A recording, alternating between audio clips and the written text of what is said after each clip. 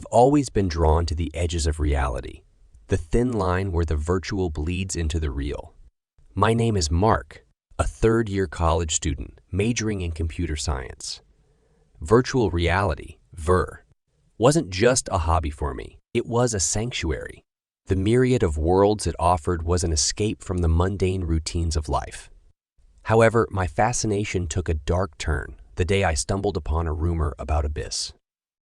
Abyss was whispered about in hushed tones among the VR elite, a shadowy zone on the VR network known for extreme and illicit experiences. It was a digital Bermuda Triangle, where users ventured but sometimes never returned.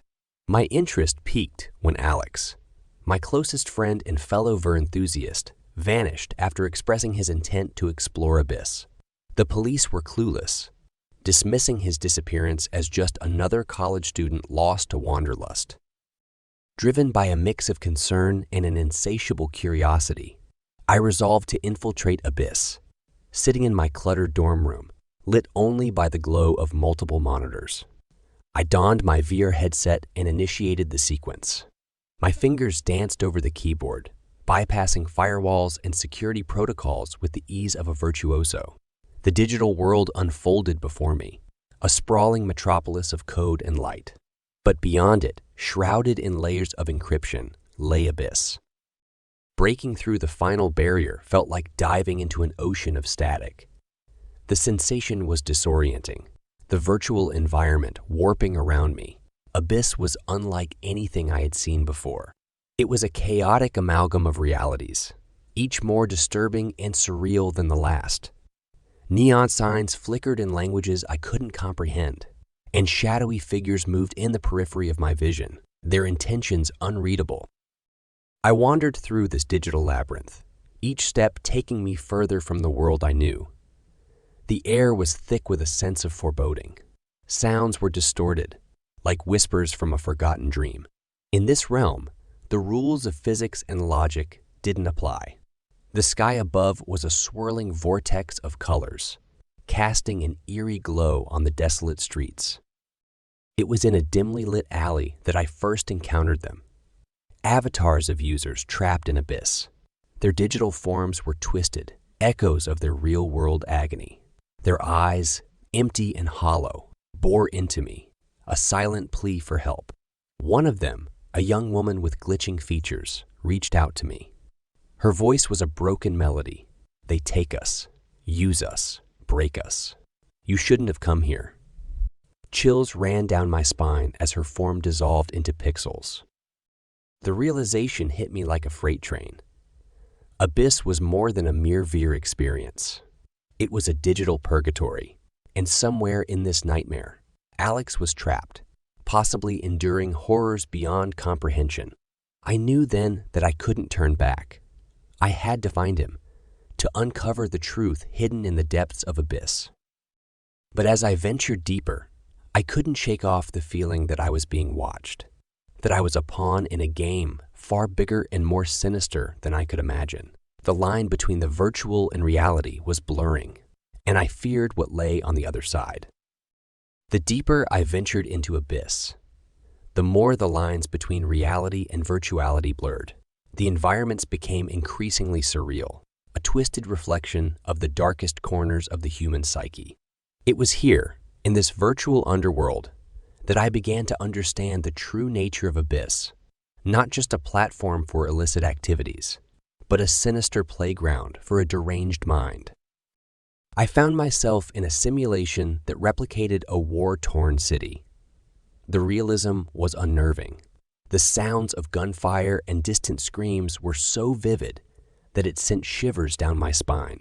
As I navigated through the rubble, I came across avatars of other users. They were engaged in a brutal, endless conflict, their expressions twisted in rage and fear. It struck me then. These weren't mere simulations.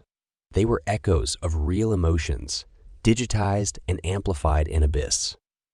It was in this chaos that I encountered a figure who stood apart from the rest. He was tall, his avatar clad in a sleek black suit that seemed out of place in the war-torn landscape. His eyes were cold, devoid of empathy. He introduced himself as Elijah, the architect of Abyss. His voice was calm, almost soothing, but it couldn't mask the malevolence that lurked beneath. Elijah spoke of his vision for Abyss, a place where the boundaries of human experience could be pushed to their limits. He saw himself not as a villain, but as a pioneer, exploring the potential of virtual reality to reshape consciousness. But his words were poison, laced with a disturbing glee at the suffering he inflicted.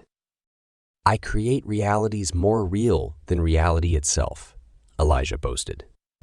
"People come here seeking escape, but they become part of something greater.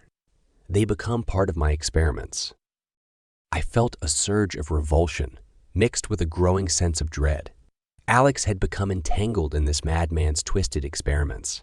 I needed to find him, but every moment spent in this simulation made me question my own sanity. The line between who I was and who I was becoming in Abyss grew fainter. In a simulation of a derelict hospital, I witnessed the extent of Elijah's depravity. Users were trapped in scenarios of intense psychological torture, their avatars distorted by their real-life panic and distress. It was a grotesque theater of human suffering, and it was here that I saw him, Alex. His avatar was a shell, his eyes empty, lost in an endless loop of terror. Seeing Alex in this state ignited a fury in me. I confronted Elijah, my words laced with venom. "You're a monster," I spat. "These are real people, and you're breaking them." Elijah merely smiled, his expression chillingly serene. "They're not broken, Mark. They're evolving, and soon you will join them." That's when I realized the horrifying truth. Abyss was more than a network of simulations. It was a laboratory for Elijah's experiments in human consciousness. He was manipulating users, breaking them down to rebuild them in his image. I tore myself away from the simulation, disconnecting with a sense of urgency and horror. I had to stop Elijah, but first I needed to save Alex. The stakes were higher than I ever imagined. Abyss wasn't just a game.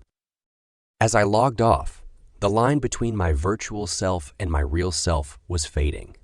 Who was I becoming? The thought haunted me as I prepared to dive back into the Abyss, this time not just to explore, but to fight. As I re-entered Abyss, the line between my reality and the virtual one was fading rapidly. The world around me was a maelstrom of code and chaos, a testament to Elijah's twisted genius. But this time, I was not just an intruder. I was a warrior, determined to end his reign of terror. I navigated through Abyss with a singular focus, to confront Elijah and rescue Alex. The simulations grew more intense, testing my resolve. I found myself in a labyrinthine network where the corridors twisted and turned upon themselves. Each corner I turned revealed another horror, another piece of Elijah's sick puzzle. It was in a simulation of a dystopian city, where the sky was a sickly shade of green and the buildings loomed like specters, that I finally found Elijah. He stood atop a skyscraper, gazing down at the chaos he created. His avatar, once just a man in a suit, had morphed into something else, something monstrous. His eyes glowed with an unnatural light, and his smile was that of a predator. "Elijah," I called out, my voice steady despite the fear that gripped me.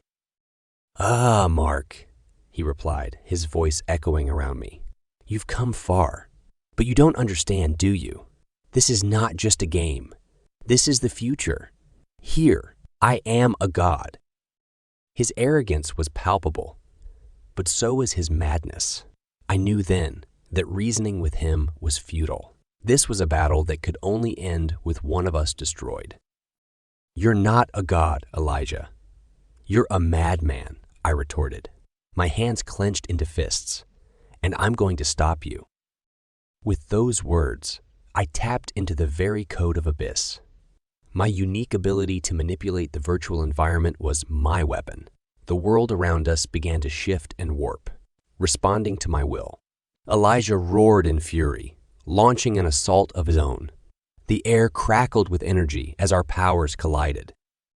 The battle was brutal and surreal, a dance of wills in a world where the impossible became possible.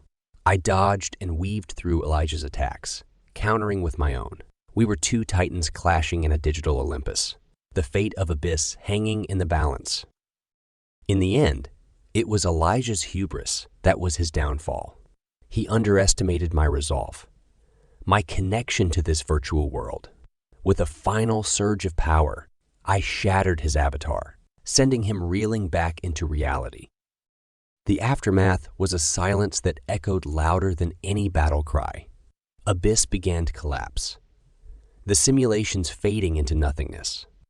I found Alex, his avatar still trapped in Elijah's nightmare. With a few keystrokes, I freed him, pulling us both back into the real world. As I removed my VR headset, the room around me felt alien, a stark contrast to the chaos of Abyss. Alex was beside me, his eyes wide with shock and confusion. We had survived, but the experience had changed us. The line between reality and virtual had been blurred, perhaps irreparably. I sat there, pondering the implications of what I had experienced. Abyss was gone, but the memories lingered. In my quest to save Alex, I had peered into the abyss, and it had peered back into me. The story ends here, but the questions remain. Anna stared at her computer screen, intrigued yet uneasy. Her curiosity had led her here, into the darker corners of the internet she knew little about. As a computer science student, part of her yearned to understand this hidden realm in all its complexity. But another voice whispered of unseen dangers lurking in the shadows. She clicked deeper, bypassing security prompts with codes Dylan had reluctantly shared for research purposes only. Rows of encrypted sites appeared, addresses nonsensical strings of letters and numbers holding who knew what secrets. One address caught her eye, promising live feeds you won't find anywhere else. Against her better judgment, Anna tapped the clickable links like drops of blood falling one by one into an abyss. The screen went black, then flickered to life, showing a dimly lit room. A lone figure sat bound in a chair, a black hood hiding their face. Muffled cries emerged from under the fabric as unseen hands out of frame twisted angrily. Anna gasped, horrified yet unable to look away. This wasn't meant for her eyes. She tried closing the window, but it wouldn't respond. A message appeared in a small box in the corner. "We've been watching." Anna screamed, terror gripping her heart in an icy fist. Frantically mashing keys, she pleaded for the screen to obey. Nothing happened. She was trapped, forced to continue witnessing this horrific scene play out for viewers' twisted enjoyment. A loud knocking startled her, and she jumped with a yelp. "Anna, it's me." "Open up," came Dylan's familiar voice, muffled by the door. Never had she been so relieved to hear him. Flinging the door open, she sobbed incoherently, dragging him inside with a strength born of panic. Dylan took in the scene with alarm. "Anna, what's wrong? What are you? Jesus Christ." His gaze landed on the screen, taking in the macabre feed. Rage and disgust warred on his features as he lunged for the computer, but it was too late. A flickering figure materialized behind them, features hidden behind a nightmarish mask that leered with dead eyes and stitched mouth. A guttural laugh echoed from behind the plastic disguise as a gloved hand clamped over Dylan's mouth, pulling him back into the shadows. He kicked and thrashed, muffled shouts turning to pained silence as his body went limp. Anna screamed Dylan's name until her voice went hoarse, clawing uselessly at empty air. When she turned back to the screen, the feed had changed. A digital clock ticked down from 60 minutes alongside her own terrified face, frozen in a rictus of horror. Play, or he suffers. The game begins. Anna paced her small apartment, stealing glances at the dreaded screen. Only half an hour remained on the counter. Dylan lay unconscious on her sofa, worryingly still. She dared not go near for fear of setting off her unseen tormentors. A new message appeared. Let the games begin. We'll test your courage with a simple dare. Post to your social media your deepest secret, the one that would destroy your life if revealed. You have 5 minutes. Anna gasped in anguish. Her thumb hovered over the screen, paralysis holding her captive. She couldn't disgrace herself so publicly, yet Dylan's life hung in the balance. As the seconds ticked by, another message flashed. Your time is up. It seems you failed. Take a good, long look at your friend. A choked sob escaped her throat. On the screen, Dylan stirred, groaning in pain. His eyes fluttered open, bewildered, then widened in horror at the plastic mask looming over him. Sharp blades flashed under stark lighting as a gloved hand pulled his head back by gripping his hair. No, please, I'll do anything. Just don't hurt him, Anna cried brokenly. She smashed the post button and typed furiously, spilling her deepest secret to the world in a moment of blind desperation. Merciful oblivion swallowed her as she collapsed. When Anna swam back to consciousness, hours had passed. She rushed to Dylan's side, but he wasn't there. In his place sat a small cage, and inside, a petrified mouse quivered in the corner. The counter now read 30 minutes. Failure to comply quickly results in consequences beyond your control. Your next task will test courage of a different kind. Go outside and scream your secret for all to hear, or the mouse gets it. You have 3 minutes. Her world shattered. How could she harm an innocent creature? Yet every second counted for Dylan's life. Shaking violently, Anna stumbled out into the quiet street, taking a wheezing breath as silent judgment rained from all directions. Then a broken wail tore from her throat, betraying her deepest shame to uncaring onlookers beneath the uncaring night sky. The counter had reached its final minutes. Anna sat dry-eyed and hollow, numb to further horrors. Nothing remained to lose. She had sacrificed all for Dylan, yet still faced losing him. A knock startled her from deadened thoughts. Warily, Anna cracked the door to find a package, unmarked but addressed to her. Dreading what fresh tortures it may hold, she slid it open. Inside lay a smartphone, darkened screen taunting her. It flickered to life, revealing a live feed within an unfamiliar room. A figure writhed bound to a chair under brutal blows, familiar even through swelling and blood. Dylan. Renewed sobs racked Anna's frame. This is the grand finale. If you fail to complete your final task, he will meet a most gruesome end. You have 10 minutes to get in the car waiting outside. Drive in silence to these coordinates. No tricks, or your love dies screaming. Consider carefully. Cold horror clutched Anna's heart. She had no choice. Yet walking into the lion's den meant certain doom. Steeling her resolve, Anna slipped into the night, willing her feet forward, one step at a time through a blur of fears. A nondescript vehicle idled at the curb. Anna lowered herself inside onto plush leather seats. Every muscle coiled to flee, but steel doors closed with ominous finality, trapping her in rolling darkness. She lost track of time. Senses consumed by panic. The car slowed, engine cutting off with a rumble that echoed her pounding heart. Muffled laughter seeped through walls as unseen bodies emerged, animal grunts conversing in a language of depravity. Blinding lights switched on, illuminating masked shapes crowding the narrow space. Anna screamed, thrashing against invincible restraints as rough hands seized her flailing limbs.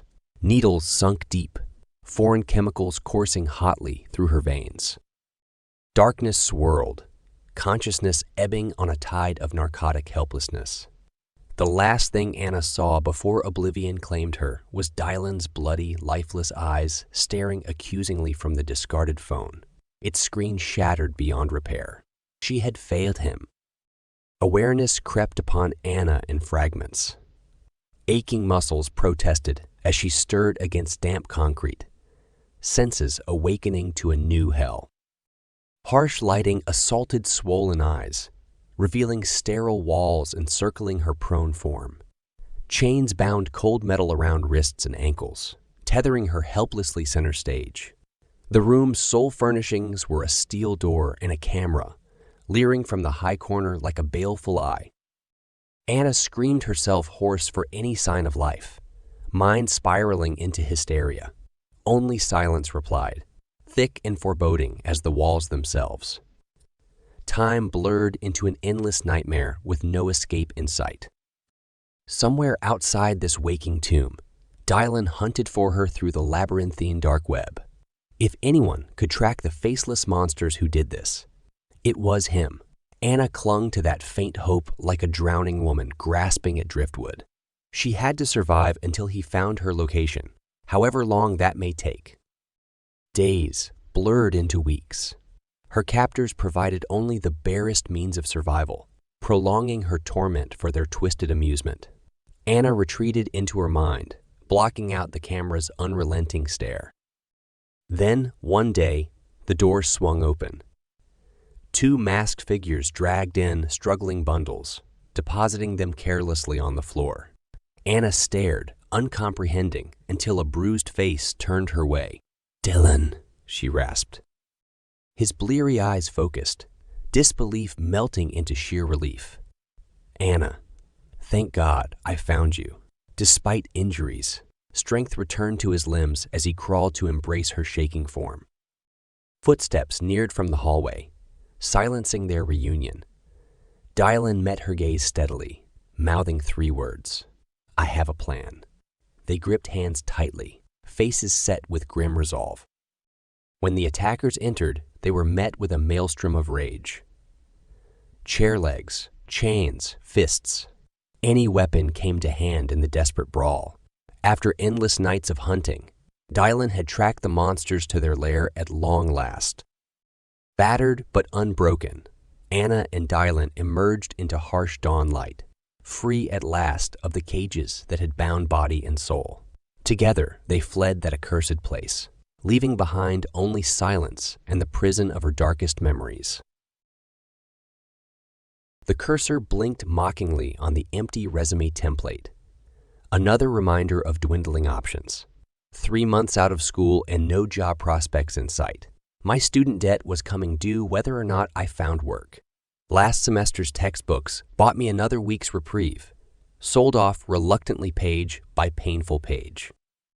What started as a bored web search for odd jobs spiraled into tabbing through forums. I wished I could unsee.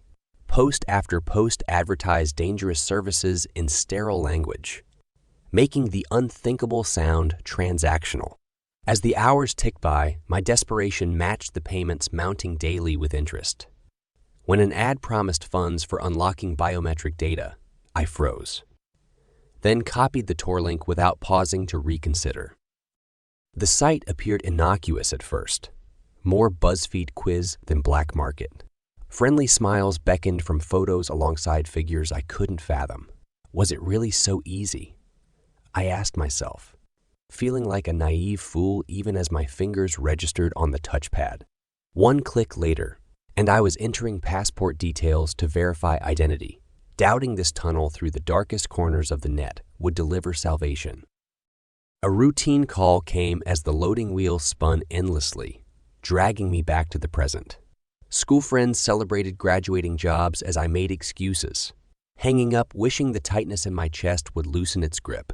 By the time the page reloaded, I had a bid on my likeness. Double what I needed to pay creditors waiting to seize whatever assets remained. Euphoria battled disgust as instructions appeared, advising the anonymous payer would be in touch. Relief lasted until morning light, revealed stains on my soul. No sum could scrub clean. I told myself it was done, that repaying family who'd taken out loans on my behalf counted as atonement. But days slipped by as more ads caught my eye, proposing cures to the suffocating panic attacks haunting nights, spent envisioning default notices and garnished wages. First fingerprints, then DNA swabs. Then, no, I wouldn't dare. Couldn't imagine selling pieces of myself while clinging to some semblance of humanity. And yet, the ticking seconds mocked as strongly as ever, dragging me beneath dark waters with no sign of rescue in sight. All that kept me from sliding deeper were the faint strains of a life before, when dignity seemed an inalienable right rather than luxury, beyond my shriveled means. How long, I wondered, before desperation demanded one final transaction to square the books for good and damn the consequences of debts that could never truly repay. The warehouse was just as desolate as the instructions foretold, crumbling walls shielding whatever illegal acts transpired within from prying eyes. Trepidation warred with relief as I picked my way through debris, telling myself this ordeal would end the constant panic. All that was asked in return seemed a small sacrifice compared to lives ruined by penury. My contact await in a pool of shadows, formless as the cryptic messages coordinating their procedure. Money exchanged hands with a chill brush of skin on skin. Metal glinted dully as gloved fingers fastened restraints, and a bag slipped snugly over my head to block the act from view. Prickling dread rose as a rushing sensation took hold, dragging me under with muffled struggles. When awareness resurfaced, muffled voices arguing roused me to agony, throbbing deep in my torso. Grimaces turned curious as my groggy flailing alerted them, hurriedly concealing tools stained red. Money lay limp in my fist, unspent life purchased to pay lingering creditors, now chasing with added vengeance. Shivering violently, I was hauled to unsteady feet and guided outside to the van, idling cold in the darkness. Days passed in a haze, as stitches strained against coughing fits and trembling limbs refused support. Phantom pains had me clutching flesh, no longer my own, but little else could hold attention through the numbness seeping into cracked lips and eyes ringed hollow. News reports blurring mentioned organ trafficking on the rise. Victims left for dead in back alleys. But who would believe my claims when evidence pointed to self-mutilation in a bid for funds? Better to endure in silence than draw unwanted attention, confirming the level of my desperation. Yet unease lingered like oozing wounds, refusing to scab over, manifesting in minor alterations distorting routine. Keys vanished from hangers, only to reappear on nightstands.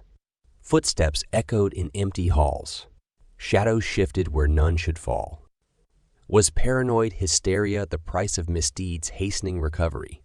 Or had loose ends been tied securing silence through sinister threats? Each creak tapping out a warning that exposure would end not in salvation, but retribution, had questioning every choice leading to this juncture. How foolish to think bargains in the depths of depravity's markets went unpaid.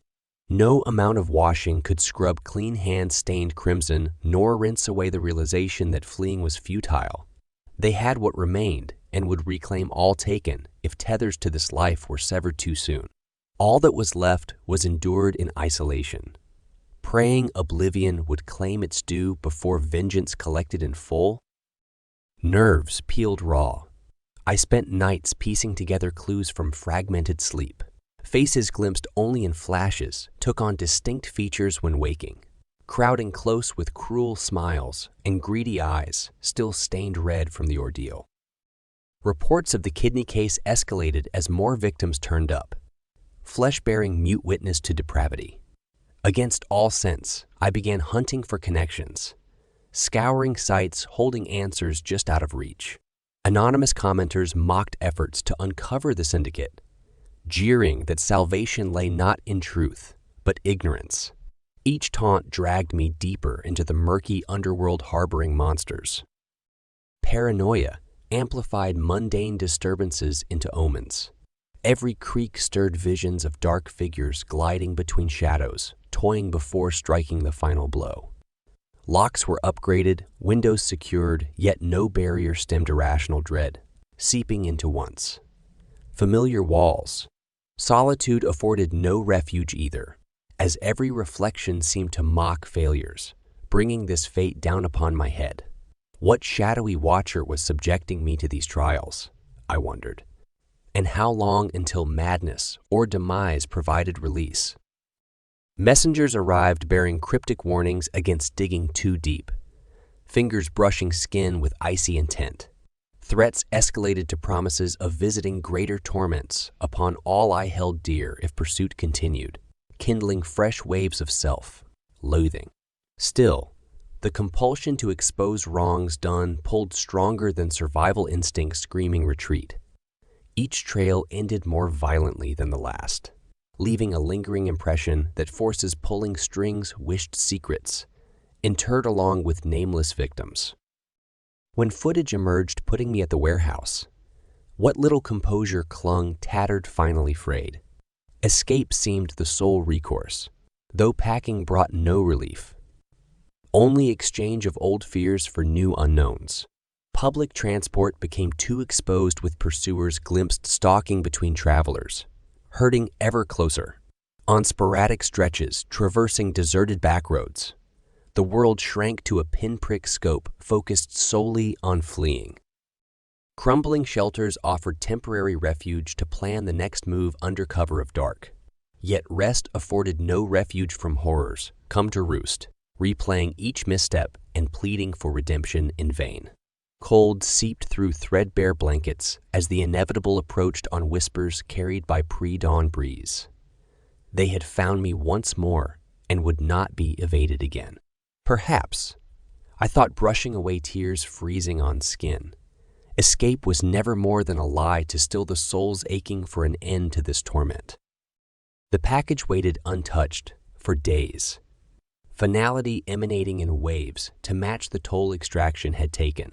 With trembling hands, I slid cracking seals, finding not demands, but gruesome memento. The beating heart delivered as a chilling reminder payment came due whether forfeit was freely given or reaped through force. Raw sobs racked my frame as horror gave way to grief so profound it bypassed physical torment. What innocence remained since that fateful night underground had fled, ceding to anguish no amount of tears could slake. Shadows seemed to pulse with a life of their own, pressing close with cold comforts of oblivion, if only surrender could be willed. In darkness, suffocating embrace, the future stretched black and barren before crumbling into an endless void. All roads led only to ruin. To flee was inviting fresh atrocities upon any souls foolish enough to extend pity. To stay ensured becoming a plaything until broken beyond repair or use. Neither living nor dying held appeal when existence had been reduced to enduring trials, conjured by depraved imaginations, seeing how deeply a person could bleed before spilling their last. Morning light revealed only greater desolation, as the pathetic remains of a life, once full, now seemed but shells, housing a ghost wandering bereft of purpose. Outside, the world hummed oblivious to surreal torments endured behind closed doors. Would anybody pause to question why smiles appeared painted, on when exchanging pleasantries, or notice shadows lengthening prematurely under eyes that had witnessed too much? No one could be permitted glimpsing such naked agony, lest compassion drive prying where dangers lurked. Days blended into an endless gray slog, wandering roads leading nowhere but further from peace. Static drowned rational thought, narrowing focus to autopilot routines, keeping body functioning despite a soul shattered beyond repair. Only nightmares offered escape through temporary dissolution into nothingness. But each waking ripped open freshly, scabbed wounds with fresh screams echoing silence where hopes once thrived. A message arrived eventually, typed clinical as ever in a script bearing no inflection. It was over. Remnants of the transaction were being laid to rest, and any further interference would end in unbridled carnage. Freedom, it seemed, came with the ultimate cage, that of eternal watchfulness, with violation ever looming on any misstep, straying from obscurity.